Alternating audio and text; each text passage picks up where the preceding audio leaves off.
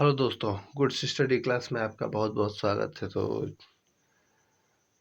जो current affair का हम लोगों का बैच चल रहा था, उसमें करंट अफेयर में हम लोगों का 2 वीडियो आ चुका है और 2 वीडियो को आप जाइए प्लेलिस्ट हमारी चेक करिए, प्लेलिस्ट चेक करके और दोनों वीडियो को आप देख सकते हैं। और आपसे निवेदन है कि आप दोनों वीडियो देखें तो देखें, साथ में नोट्स भी बनाते चले ताकि रिवाइज करने में आपको किसी प्रकार की परेशानी ना हो।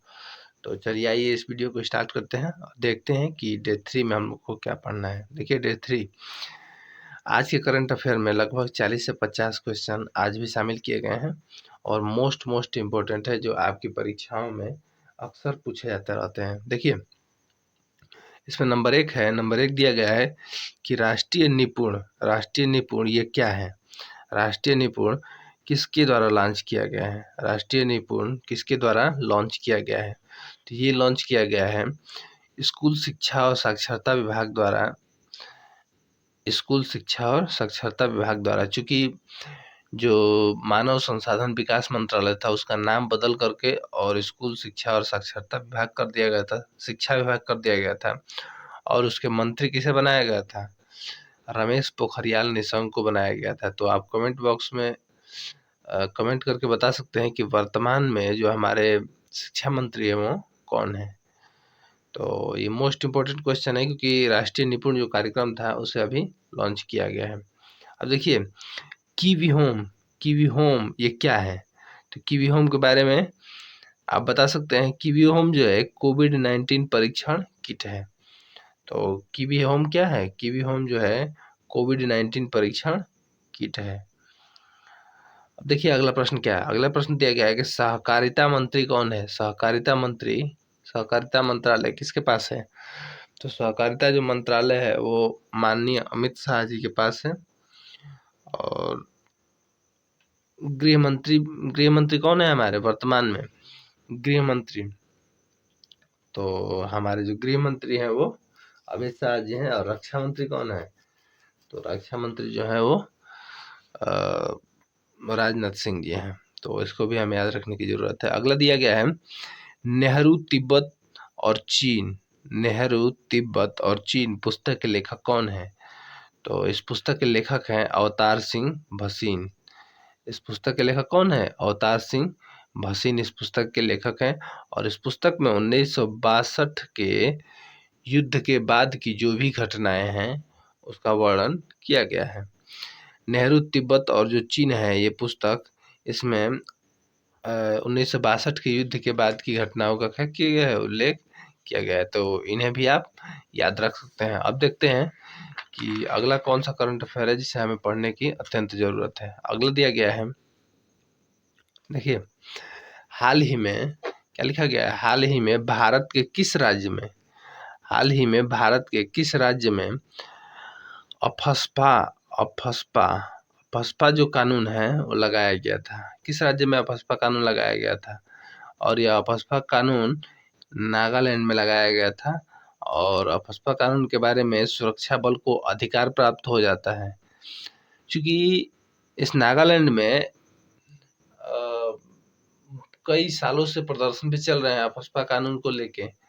तो ये मोस्ट बन जाता है और जो हमारे पूर्वोत्तर राज्य हैं उनमें इसका नाम भी आता है कि 7 सिस्टर में कौन कौन से राज्य शामिल किए जाते हैं। तो कमेंट बॉक्स में आप पिन करके बता सकते हैं कि 7 सिस्टर में कौन कौन से राज्य शामिल किए जाते हैं। 7 सिस्टर में कौन कौन से राज्य जो पूर्वोत्तर हमारे राज्य हैं वो कौन कौन से राज्य आते हैं, तो इसके बारे में भी आप बता सकते हैं। अब देखिए अगला दिया गया है रामप्पा मंदिर जिसे यूनेस्को की विश्व धरोहर की सूची में शामिल किया गया है। कहाँ स्थित है? रामप्पा मंदिर तेलंगाना में स्थित है। रामप्पा मंदिर कहाँ स्थित है? तेलंगाना में स्थित है।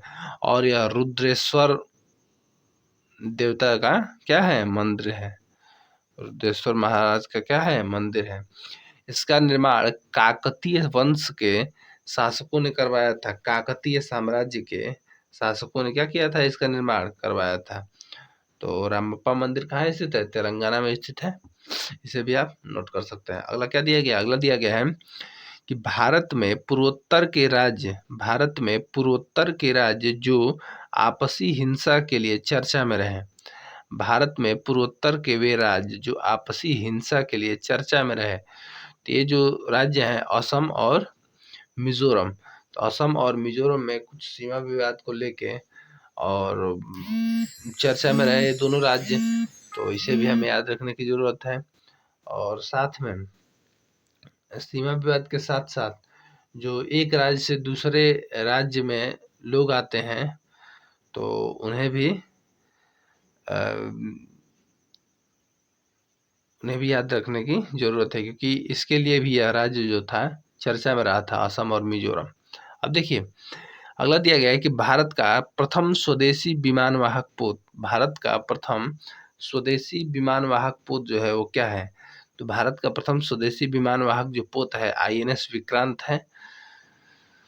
भारत का प्रथम स्वदेशी विमान वाहक पोत कौन है? INS विक्रांत है। अगला दिया गया है कि आयुष्मान भारत के नए CEO, आयुष्मान भारत के नए CEO कौन है? Chief executive officer. नए CEO कौन है? RS शर्मा।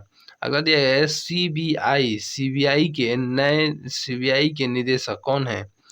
CBI के निदेशक जो हैं वो सुबोध कुमार जायसवाल हैं।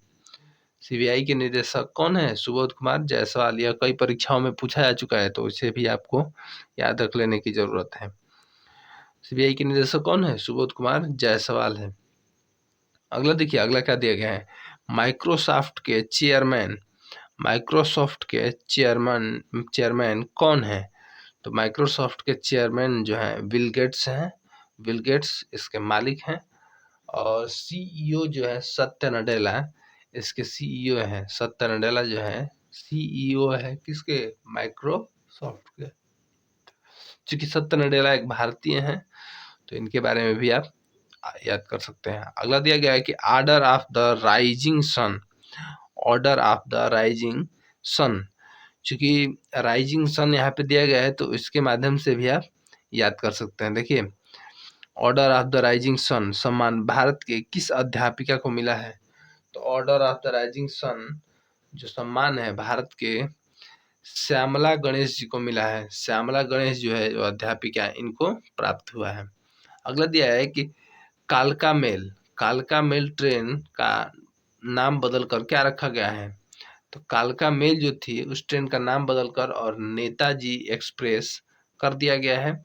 और वर्तमान में जो रेलवे हमारे मंत्री हैं अश्विनी वैष्णव जी हैं। अश्विनी वैष्णव जो है हमारे रेलवे मंत्री है, तो इसको भी हमें याद रखने की जरूरत है। देखिए अगला क्या दिया है? अगला दिया गया है लोकसभा एवं राज्यसभा का संयुक्त नाम। लोकसभा एवं राज्यसभा का संयुक्त नाम क्या किया गया है? क्योंकि लोकसभा टीवी और राज्यसभा टीवी दोनों को मिला करके और एक संयुक्त नाम कर दिया गया, तो संयुक्त नाम है संसद टीवी। इसमें सूर्य प्रकाश समिति के सुझाव पर इन दोनों को क्या कर दिया गया? मर्ज किया गया, यानी कि मिलाया गया। किसको? संसद टीवी और राज्यसभा टीवी। अगला दिया गया है कि WB की CM कौन और कितनी बार बनी है? WB मतलब क्या है? वेस्ट बंगाल मतलब पश्चिम बंगाल की CM कौन बनी है और कितनी बार बनी है? तो पश्चिम बंगाल की CM बनी है ममता बनर्जी और कुल 3 बार इन्होंने मुख्यमंत्री पद की शपथ ली। तीसरी बार ये बनी है मुख्यमंत्री। आप बता सकते हैं कि 5 राज्यों में जो चुनाव हुए किन किन राज्यों में कौन मुख्यमंत्री बनने जा रहा है? तो इनके बारे में भी आप कमेंट बॉक्स में पिन करके बता सकते हैं। केंद्रीय स्वास्थ्य मंत्री डॉक्टर मनसुख मंडाविया हैं।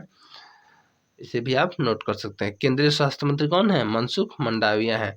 आप बता सकते हैं कि पेट्रोलियम मंत्री कौन है और राजमार्ग मंत्री जो है राजमार्ग और जहाजरानी मंत्रालय किसके पास है? यह भी कमेंट बॉक्स में आप लिख सकते हैं। हाल ही में भारत का वाणिज्यिक दूतावास कहाँ खुला है? तो भारत का वाणिज्यिक दूतावास खुला है मालदीव में। केंद्रीय बजट 2021-22 के अनुसार राजस्व घाटा केंद्रीय बजट 2021-22 के अनुसार राजस्व घाटा 5.1% क्या हुआ है? राजस्व घाटा कितने % हुआ है? 5.1%। तो इसे भी याद रखने की जरूरत है। अगला दिया है भारतीय मूल के, अगला क्या दिया है, भारतीय मूल के किस महिला को पुलित्जर सम्मान दिया गया है? भारतीय मूल के किस महिला को पुलित्जर सम्मान दिया गया है? तो ये महिला है मेघा राजगोपाला। मेघा राजगोपाला जो है, इन्हें क्या दिया गया है, पुलित्जर सम्मान दिया गया है। और ये जो है पत्रकारिता से संबंधित है। मेघा राजगोपाला जो है वो पत्रकारिता से संबंधित है। अगला दिया गया राष्ट्रीय शिक्षा नीति। राष्ट्रीय शिक्षा नीति लागू करने वाला देश का पहला राज्य कौन है? राष्ट्रीय शिक्षा नीति लागू करने वाला देश का जो पहला राज्य है वो कर्नाटक है। तो इसे भी आप याद कर सकते हैं। 2021 में केंद्र सरकार द्वारा न्यूनतम मजदूरी तय करने के लिए बनी समिति के अध्यक्ष कौन है? तो केंद्र सरकार द्वारा जो समिति बनी थी न्यूनतम मजदूरी को तय करने के लिए, उसके अध्यक्ष जो है प्रोफेसर अजीत मिश्रा हैं। तो इन्हें भी आप याद कर सकते हैं। अंतर्राष्ट्रीय बुकर पुरस्कार 2021 at night blood is black, इसके लिए जो पुस्तक है at night blood is black, इसके लिए अंतर्राष्ट्रीय बुकर पुरस्कार 2021 इन्हें प्रदान किया गया। किन्हें प्रदान किया गया? डेविड डियोप को क्या प्रदान किया गया? अंतर्राष्ट्रीय बुकर पुरस्कार 2021 प्रदान किया गया। और यह किस पुस्तक के लिए प्रदान किया गया? प्रदान किया गया अंतर्राष्ट्रीय बुकर पुरस्कार at night blood is black के लिए प्रदान किया गया। और at night blood is black जो पुस्तक है उसके लेखक कौन है? डेविड डियोप है। तो यह पुरस्कार किसे मिला है? डेविड डियोप को प्राप्त हुआ है और इनकी पुस्तक at night blood is black है। अगला क्या दिया है? अगला दिया है अनिरुद्ध जगन्नाथ का निधन हुआ है। तो अनिरुद्ध जगन्नाथ कहाँ के राष्ट्रपति हैं? अनिरुद्ध जगन्नाथ मॉरिशस के राष्ट्रपति हैं। और इनका संबंध उत्तर प्रदेश के प्रतापगढ़ जिले से है। अनिरुद्ध जगन्नाथ जी का संबंध कहाँ से है? उत्तर प्रदेश के प्रतापगढ़ जिले से संबंधित है और यह मॉरिशस के पूर्व राष्ट्रपति रह चुके हैं। अगला दिया गया है 2021 में भारतीय अर्थव्यवस्था में गिरावट हुई है। और कितने % की गिरावट हुई है? 2020-21 में भारतीय अर्थव्यवस्था में 7.3% की क्या हुई है? गिरावट हुई है। तो इसे भी आप नोट कर सकते हैं। अगला क्या दिया देखिए, अगला दिया गया है कि उत्तराखंड में ग्लेशियर आपदा से किस नदी का जल स्तर बढ़ गया? क्योंकि वहां पे बादल फटने की घटनाएं आई थी और एक हिमखंड जो था वो टूट करके और जल में तब्दील हो गया था, जिससे नदी का जो जल स्तर था वो क्या हो गया था? बढ़ गया था। तो उत्तराखंड ग्लेशियर आपदा से किस नदी का जल स्तर बढ़ गया था? तो नदी का नाम है धौली गंगा और यह कहाँ स्थित है? उत्तराखंड के चमोली जिले में स्थित है। तो धौली गंगा नाम है जिस नदी का जल स्तर क्या हो गया था?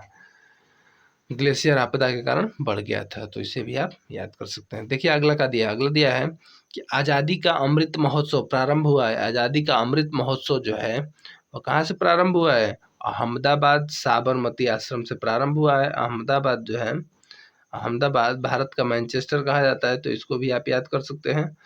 और आप बता सकते हैं कि पूर्व का मैनचेस्टर किसे कहा जाता है? साबरमती आश्रम से क्या किया गया है? अमृत महोत्सव स्टार्ट किया गया है। यह अमृत महोत्सव 12 मार्च 2021 से 15 अगस्त 2023 तक चलेगा। और अमृत महोत्सव में भारत के स्वतंत्रता से संबंधित स्वतंत्रता सेनानियों और भारत की वीर गाथाओं का वर्णन किया जाएगा, जिन्होंने भारत को आज़ाद करवाने तथा स्वतंत्रता दिलाने के लिए अथक प्रयास किया और अपने जान को क्या किया? इन्होंने न्यौछावर किया। अगला देखिए, अगला क्या दिया है? एनटीपीसी देश का सबसे बड़ा सौर ऊर्जा पार्क स्थापित करेगी। एनटीपीसी देश का सबसे बड़ा सौर ऊर्जा पार्क स्थापित करेगी। तो ये कहाँ स्थापित करेगी? कच्छ के रण में। जो कच्छ का रण है कहाँ पड़ता है? गुजरात में पड़ता है। पूर्ण विद्युतीकृत रेलवे जोन कौन है? तो पूर्ण विद्युतीकृत रेलवे जोन है वो पश्चिम मध्य रेलवे जोन है। पश्चिम मध्य रेलवे जोन है जो पूर्णतः विद्युतीकृत हो गया है, यानी कि पूर्णतः विद्युतीकृत हो गया है। अगला क्या दिया है? अगला दिया है कि भारत का प्रथम कृषि निर्यात सुविधा केंद्र तो यह स्थापित किया गया है पुणे महाराष्ट्र में।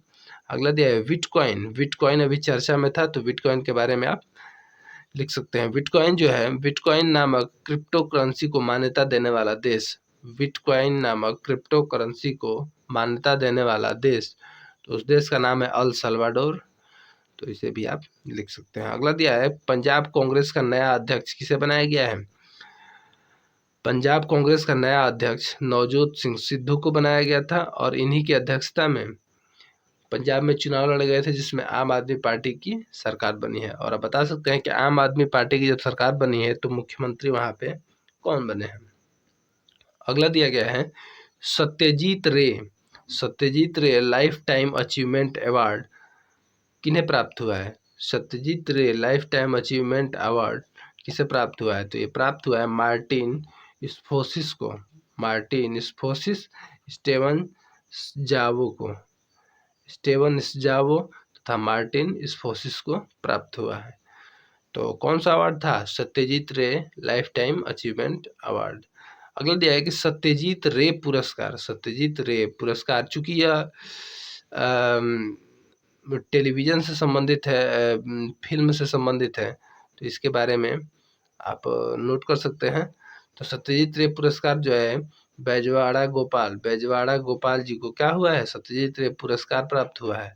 और Satyajit Ray lifetime achievement award Martin Scorsese को प्राप्त हुआ है। यह पुरस्कार जो है बैजवाड़ा गोपाल जी को क्या मिला है, तेलुगु फिल्म निर्माता हैं, और इन्हीं को क्या मिला है, सत्यजीत रे पुरस्कार प्राप्त हुआ है। दादा साहब फाल्के पुरस्कार किसे प्राप्त हुआ है, रजनीकांत को प्राप्त हुआ है। और आप बता सकते हैं कि रजनीकांत कौन व्यक्ति हैं जिन्होंने दादा साहब फाल्के पुरस्कार प्राप्त किया है। अगला दिया गया है विश्व एथलेटिक्स चैंपियंस 2021 में नीरज चोपड़ा का स्थान क्या है। तो विश्व एथलेटिक्स चैंपियन 2021 में नीरज चोपड़ा का स्थान दूसरा रहा है। और कमेंट बॉक्स में आप बताइए कि नीरज चोपड़ा जो है, नीरज चोपड़ा किस खेल से संबंधित है। नीरज चोपड़ा किस खेल से संबंधित है, और उन्होंने किस कहाँ पे आयोजित हुआ था गेम जिसमें उन्होंने गोल्ड मेडल हासिल किया है। तो आप कमेंट बॉक्स में लिख करके और बता सकते हैं। तो इस वीडियो को देखने के लिए आपका बहुत बहुत आभार। इस वीडियो को शुरू से अंत तक आप कई बार देखें, ताकि आपका अच्छे से करंट अफेयर रिवाइज हो सके, और इसका आप नोट्स भी बनाते चले। ज़्यादा नहीं है, लगभग 30 से 40 पर डे क्वेश्चन करवाए जाएंगे, तो इसको भी आप नोट बना करके और आगे की ओर रिवाइज कर सकते हैं। तो मिलते हैं अगले वीडियो में। इस वीडियो को देखने के लिए आपका बहुत बहुत आभार। इस चैनल से जुड़े रहें, चैनल को लाइक करें, शेयर करें, सब्सक्राइब करें, तथा क्वालिटी और कंटेंट के बारे में हमें सुझाव देना न भूलें। तो मिलते हैं अगले वीडियो में। Thank you so much.